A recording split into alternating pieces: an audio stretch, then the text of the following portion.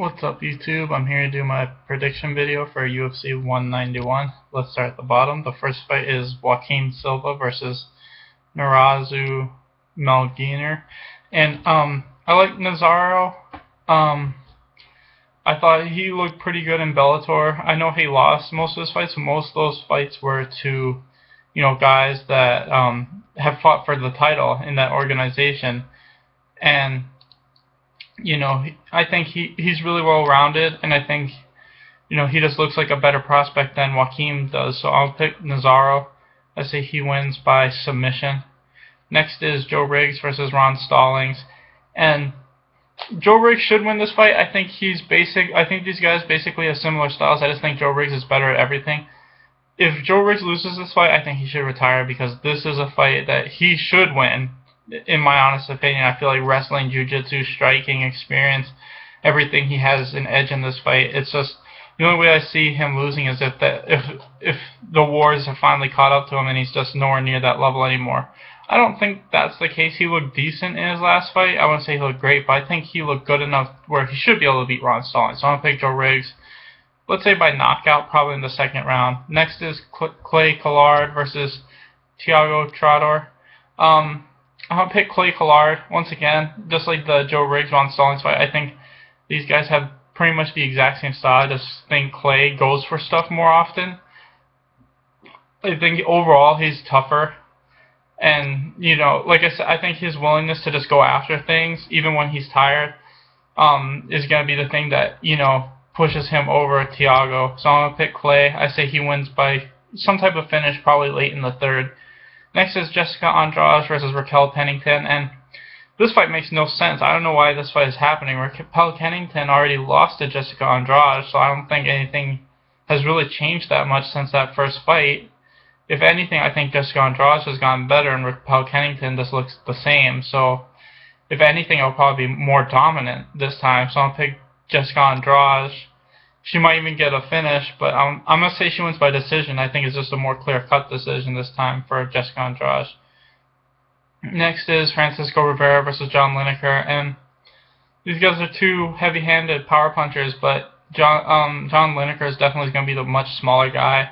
I think Francisco Rivera is used to fighting these dudes at 35, and I think just his experience fighting guys bigger than him is going to be the difference. So I'll pick Rivera. I say he wins by decision just because he's more used to this weight class, and John Lineker's not super big. It's just he can't cut weight for shit, so now he has to fight dudes that are way bigger than him. So I say Rivera wins by decision. Next is Ross Pearson versus Paul Felder, and this is two strikers, but it's the old striker versus the young striker, and I think this fight will be like Ross Pearson's fight against Al Iaquinta. I think he'll look good. I think the fight will be back and forth up until he gets finished. And I think it'll be pretty much exactly like the Al Iaquinta fight. I think the first round will be back and forth, and then sometime in the second, Paul Felder is going to catch him with a strike and knock him out. So, it's just one of those things. I'm going to pick Felder by second round TKO. Next is Paige Van Zant versus Alex Chambers, and this is the first fight of a couple that kind of pisses me off on this card. I feel like this fight isn't here for Paige Van Zant to get further ahead in her career. Because if she was trying to get a title shot, they'd be giving her like top 5 people. Instead, they're giving her Alex Chambers, who's, Paige Van Zant beat Callan Curran, and then Alex Chambers fought Callan Curran and was losing that whole fight, and then came back in the third.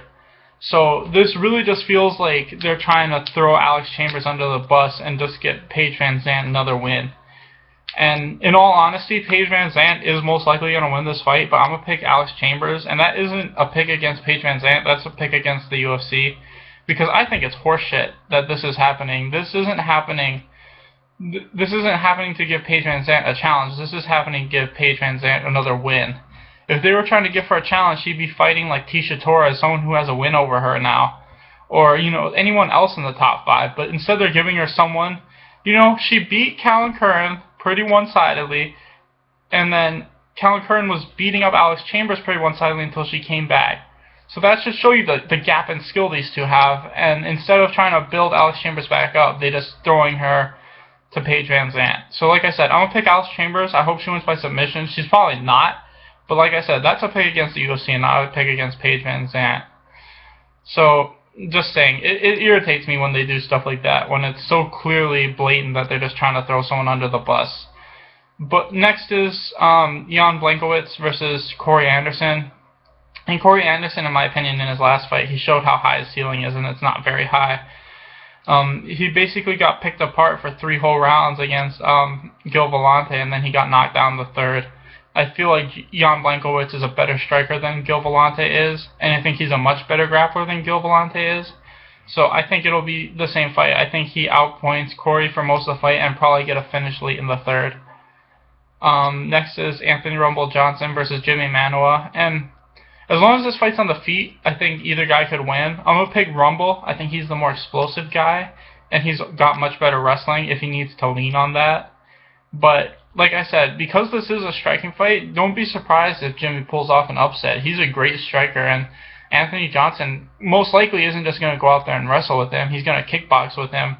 And because of that, that gives Jimmy an opportunity to win by KO in this fight. He's just as good a striker with just as good power. I think Anthony Johnson's just more athletic, and I think he's got a speed advantage, which is why I'm going to pick him to win by TKO. But I'm just saying, don't count out Jimmy. He's definitely a live dog in this fight. Next is Andrei Arlovski versus Frank Mir, and this is the second fight. I feel like no one was asking for this fight. Like, I've read all the comments during some of the things on like the UFC website on YouTube, and people are like, this fight is gay. Because when I say this stuff, sometimes I think it's just me, but I've seen nobody wanted this fight. I would have rather seen either of these guys fight anyone in the top 5 rather than each other. This feels like it's who can we give a pay cut to more than let's see who can get further ahead, because both these guys get paid a lot because they've been in the UFC for so long, and the UFC is notorious for doing shit like this, putting 2 guys against each other that get paid a lot to try to cut their pay.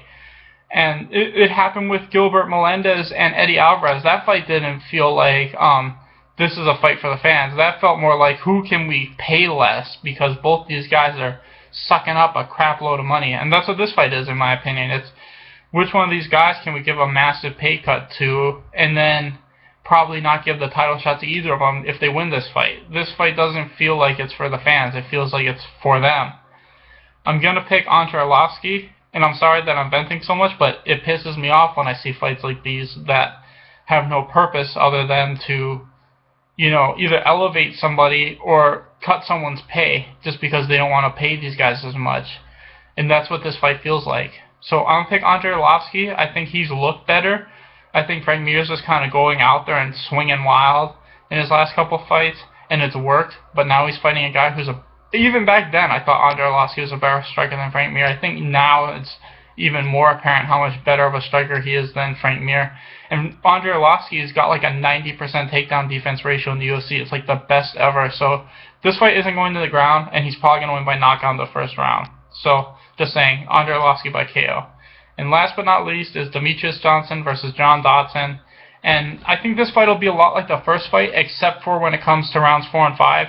I think because Dodson's had that experience now, and he got rid of that ring rust in that Zach Makowski fight, I think that he'll be able to control the fight. I think he's faster than Demetrious. I think Demetrious is just...